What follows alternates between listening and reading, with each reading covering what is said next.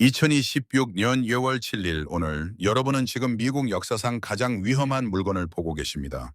핵폭탄 버튼이 아닙니다. 바로 이 작은 9mm 총알 한 발입니다. 지금 이 순간 전 세계가 미국의 미네소타주를 숨죽여 지켜보고 있습니다.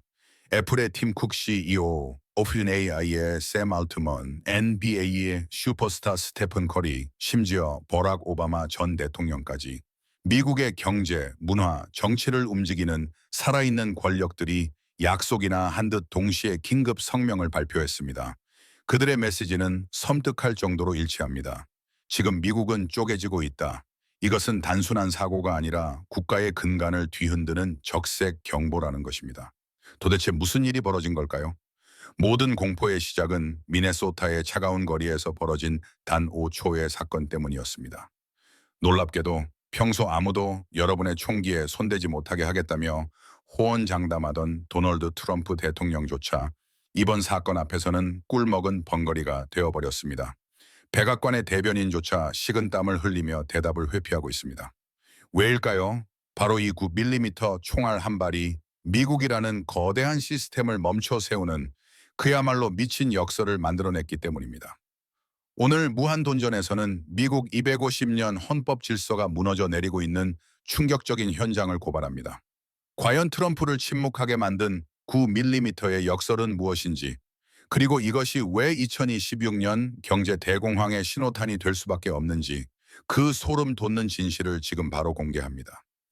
이 광기 어린 사태의 본질을 이해하려면 우리는 시간을 거슬러 올라가야 합니다. 바로 지난 1월 미네소타의 한 거리로 말이죠. 그곳엔 알렉스 프레티라는 남자가 있었습니다. 그는 범죄자가 아니었습니다. 전과 하나 없는 깨끗한 시민이자 무엇보다 미국 수정헌법 2조를 신봉하여 합법적인 총기 소지 허가증을 가진 지극히 평범한 미국인이었습니다. 미네소타주는 심지어 총기를 남들에게 보이게 차고 다녀도 합법인 오픈 캐리 지역입니다. 즉, 그가 총을 가진 건 그 어떤 법도 어기지 않은 상태였습니다. 사건 당시 그는 이민 단속국 ICE 요원들의 작전 현장을 카메라로 촬영하고 있었습니다. 시민으로서 공무 집행을 감시하는 것, 이것 또한 그의 권리였습니다. 그런데 한 여성이 요원에게 거칠게 밀쳐지는 것을 보고 알렉스는 그녀를 보호하기 위해 요원들 사이로 들어갔습니다. 그 순간 요원들은 그에게 후추 스프레이를 난사했고 시야를 잃은 그는 바닥에 쓰러졌습니다. 그리고 여기서 운명의 5초가 시작됩니다. 바닥에 넘어진 알렉스의 허리춤에서 권총이 보였습니다. 요원들은 소리쳤습니다. 총이다. 그건 단지 총이 있다는 이유만으로 요원들은 주저하지 않았습니다. 탕, 탕, 탕, 첫 발이 발사되었습니다. 알렉스는 총을 손에 쥐지도 겨누지도 않았습니다. 그저 차고 있었을 뿐인데 말이죠. 더욱 충격적인 것은 그 다음입니다. 뉴욕타임스의 초단위 분석에 따르면 이미 총을 맞고 제압된 그에게 요원들은 확인 사살이라도 하듯 2차 사격을 가해 무려 6발을 더 쏟아부었습니다. 총 10발의 총성. 합법적으로 총을 가진 시민이 총을 꺼내지도 못한 채 공권력에 의해 말 그대로 벌집이 된 것입니다. 이 끔찍한 죽음 앞에 국토안보부와 트럼프 행정부의 반응은 차가웠습니다. 총을 가지고 접근했으니 위협이다. 이것은 정당 방위였다. 심지어 트럼프 대통령은 SNS에 알렉스의 피 묻은 총기 사진을 직접 올리며 탄창이 2개나 있었다. 쏠 준비가 돼 있었다며 그를 사실상 예비 테러리스트 취급했습니다. 자, 여기서부터 여러분의 머릿속이 복잡해질 겁니다. 그리고 트럼프 대통령이 왜 지금 외통수에 걸렸는지 그 기막힌 모순이 드러납니다. 총기 소유를 장려하는 대통령이 총을 가진 시민을 죽인 공권력을 옹호한다? 이것이 과연 논리적으로 가능한 일일까요? 대임장에서 미국 보수 진영을 멘붕에 빠뜨린 진짜 딜레마가 펼쳐집니다. 자, 여기서부터가 진짜 소름 돋는 정치 싸움의 클라이맥스입니다. 트럼프 대통령은 지금 역사상 가장 치명적인 외통수 체크매트에 걸렸습니다. 한 손에는 법과 질서, 로와 오더를 상징하는 경찰 배지가 있고 다른 한 손에는 수정헌법 2조를 지키는 총이 있습니다. 이 두 가지는 트럼프를 대통령으로 만든 양 날개였습니다. 그런데 지금 그 한쪽 날개가 다른 쪽 날개를 꺾어버린 것입니다. 백악관의 당혹감은 기자회견장에서 그대로 드러났습니다. 대변인의 입에서 나온 말은 논리라고 부르기엔 너무나 처참했습니다. 미국인은 무기를 소지할 헌법적 권리가 있습니다. 하지만 단속을 방해할 권리는 없습니다. 이게 도대체 무슨 말장난입니까? 미네소타는 총기 휴대가 합법인 주입니다. 시민이 합법적으로 총을 차고 있었는데 단지 경찰 근처에 갔다는 이유만으로 총을 쏘는 게 정당하다면 트럼프가 그토록 외치던 헌법이 보장한 무장할 권리는 대체 어디서 써야 한단 말입니까? 집에 숨어서 이불 속에서만 총을 보라는 겁니까? 이 트럼프의 가장 강력한 우군이었던 전미총기협회 NRA와 총기 권리 단체들은 즉각 격분했습니다. 그들은 성명서에서 트럼프의 발언은 명백히 틀렸다고 정면으로 들이받았습니다. 심지어 시위 현장에서 무장하는 것은 시민의 도덕적 의무라며 자신들을 잠재적 범죄자 취급한 행정부에 대해 치떨리는 배신감을 토로했습니다. 트럼프는 지금 선택해야 합니다. 공권력을 지키기 위해 자신의 핵심 지지층인 총기 소유자들을 버릴 것인가? 아니면 지지층을 달래기 위해 자신의 수족인 공무원들을 처벌할 것인가? 어떤 선택을 하든 그는 치명상을 입게 됩니다.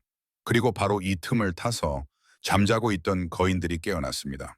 민주당과 실리콘밸리 그리고 월스트리트가 방역의 서막을 올린 것입니다.